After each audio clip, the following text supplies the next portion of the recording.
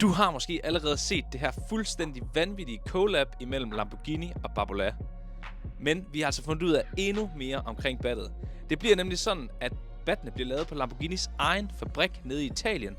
Og der bliver altså kun lavet én af dem om ugen de næste 4 år. Det vil sige, der kommer altså kun til at være lige omkring 200 bat af de her på markedet. Og så lavede vi altså også en video, hvor vi spurgte, hvad det her bat det skulle koste. Der var nogen, der sagde 2.000, der var nogen, der sagde 3.000, der var nogen, der sagde 5.000. I kan godt lige skubbe prisen helt i top, fordi battet kommer altså til at koste 50.000 danske kroner, og det er uden moms. Så hvis du synes, vi skal prøve at få fat i en af de bat her, så skal du altså skrive til os, men der er en lille hage, fordi man kan ikke bare få lov at købe det bat her. Man skal ansøge om at få lov at købe det. Så hvis du mener, at du skal have fat i sådan en bat her, så skriv til os, så hjælper vi dig med at lave en ansøgning om at få lov at købe en af de bat her. Vi ses.